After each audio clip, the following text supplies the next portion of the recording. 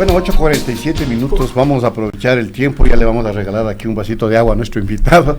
El tráfico está tenaz en Quito, la verdad, están repavimentando en horas pico. Señor alcalde, repavimente de noche, comienza a trabajar a las 10 y levántese a las 7, a las 6, levante el trabajo, digo, ¿no?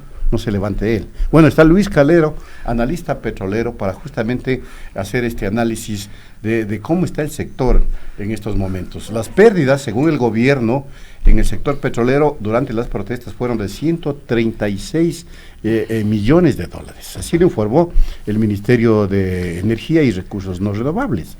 Y también hay otros analistas que señalan que las pérdidas sí, en efecto se produjeron, pero se producen fundamentalmente porque no existe alternativas de producción que permitan recuperarle al sector. No hay iniciativas, no hay creatividad, no hay propuestas. ¿Cómo entonces debe leerse, economista? Bienvenido por acá Pichincha Universal. ¿Cómo debe entenderse y leerse la situación del sector petrolero ecuatoriano? Bien, buenos días a los oyentes. Gracias a ustedes por la invitación. Mil disculpas por el atraso, imponderables. Bien, y mire, el asunto es muy claro. La industria petrolera es una industria altamente especializada y obviamente que requiere de tecnología, requiere de tiempo y requiere de inversiones. No es que estén a la mano alternativas para producir rápidamente, ¿no? O para solucionar eventualidades como por ejemplo una suspensión abrupta de producción por una protesta o por cualquier, inclusive por un evento natural.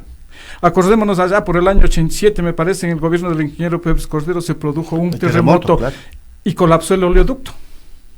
Y al colapsar el oleoducto no había cómo evacuar el crudo de la Amazonía. Y entonces el gobierno tuvo que hacer una serie de gestiones internacionales para poder abastecernos, para cumplir compromisos de venta, etcétera, etcétera. Es decir, no es una solución muy fácil.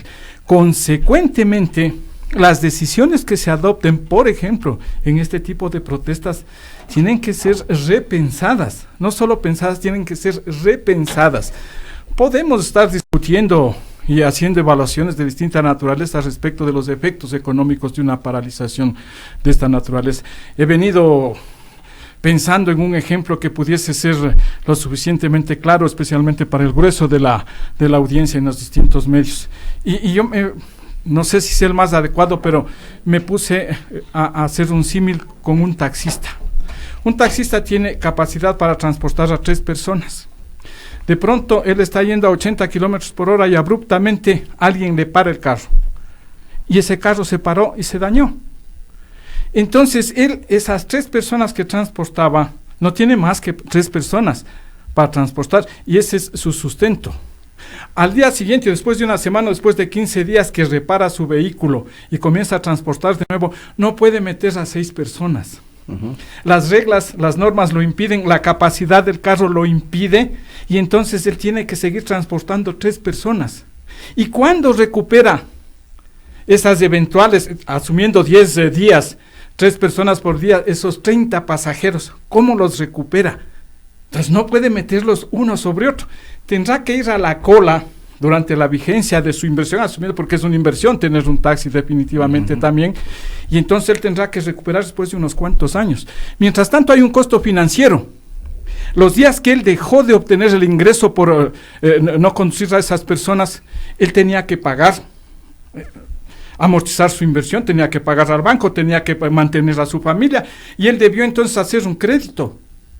Y le cuesta ese crédito, no le dan gratis el crédito, ahí hay un costo financiero. Es decir, hay un sinnúmero de elementos que podrían irse analizando para ver solo el costo financiero, más allá de la reparación, porque se trataba de un automóvil de última, ahora llaman alta gama, creo, estos compactos electrónicos y cosas por el estilo. Un shock a 80, 90 kilómetros por hora le va a producir algunos daños. Entonces, reparar eso le va a costar. Ya no es solo el costo financiero, que estamos hablando de lo que dejó de percibir, sino que ahora viene una reparación. Y esa reparación también cuesta. Entonces digo, este tipo de decisiones, y que nos atañen a todos, porque a la postre, constitucionalmente, históricamente, el petróleo nos corresponde a todos, y los ingresos, haciendo abstracción de que puedan ser bien o mal administrados, nos pertenecen también a todos. Y entonces un shock, un bloqueo de esta naturaleza, tiene que ser bien meditado y bien pensado por los efectos que ocasiona.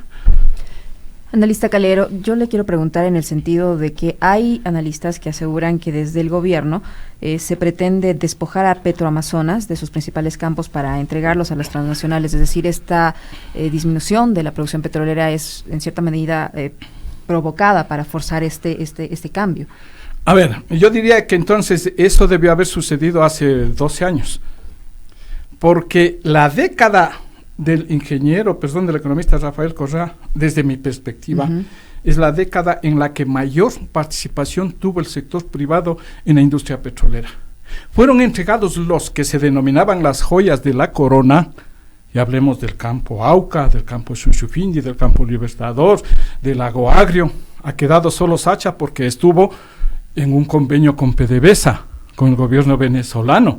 Por eso Sacha no fue entregado, a pesar de que en el año 2016-2017 ya existió las tratativas, ya existieron unos acuerdos previos con empresas chinas para entregar también Sacha.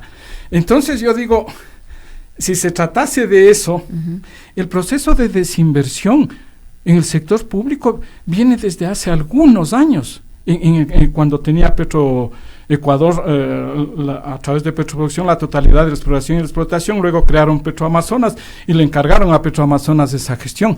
Entonces, si usted mira el mapa petrolero, y prácticamente no va a encontrar un campo en el que no esté presente una empresa privada, bajo algunos artificios que se inventaron, como por ejemplo esto del contrato de servicios específicos con financiamiento. En definitiva, son contratos de operación simulados. Entonces, yo digo, no le encuentro lógica decir que este rato se provoque esto para recién iniciar un proceso de desinversión del sector público. La relación era mayoritariamente favorable al Estado en la época de Correa. Es otro de los asuntos que hay que conversarlos. Mire usted. Hablemos, que es otro tipo de contratos. Estamos hablando de los contratos en ese tiempo de participación. Entonces venían empresas privadas, se les adjudicó unos contratos en rondas, en condiciones que más o menos se decía 75% para la compañía y 25% para el Estado. ¿Sí? De ese 75% la compañía pagaba las inversiones, pagaba la operación, amortizaba su inversión, etcétera, y tenía una utilidad. Eso fue corregido en el año 2006, con la ley 042, cuando en ese tiempo todavía el Congreso resuelve crear una contribución de las compañías respecto de los precios extraordinarios. Y entonces dice que al menos el 50% de los precios extraordinarios que se obtuvieron. Es sencillísimo. Si la empresa contrató cuando el crudo estaba a $25 y luego el crudo pasa a 50, hay un excedente extraordinario de $25. Entonces, al menos el 50% de esos 25 eran para el Estado, al menos. ¿Sí? Entonces, eso funcionó hasta y equilibró el asunto. Pero eso funciona cuando los precios están altos.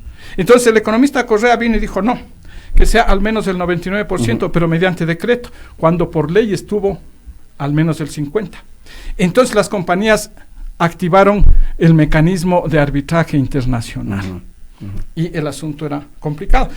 Obviamente yo entendía que era una estrategia del economista Correa decir al 99% para obligarles a ¿qué? A cambiar, a negociar, claro. A cambiar la modalidad. Entonces pasaron del contrato de participación al contrato de prestación de servicios con tarifa fija. Y entonces pactaron tarifas, póngase en promedio de $32. ¿Y qué era eso? Claro, el petróleo estuvo en $80, en $90. Entonces, el Estado se queda con $50, con $60, qué chévere. El rato que los precios bajaron, y cuando estuvimos con precios de $40 y pagando una tarifa de $32 a las compañías, ¿cuánto le quedaba al Estado? Y si usted a eso le sumaba costos de comercialización, más transporte, etcétera, etcétera, tenía $5 adicionales. Tarifa 32, más $5 de costos, $37. Y usted obtenía un ingreso de $40. ¿Cuánto le quedaba al Estado? $3. Entonces, ese modelo, esa modalidad no funcionaba con los precios bajos.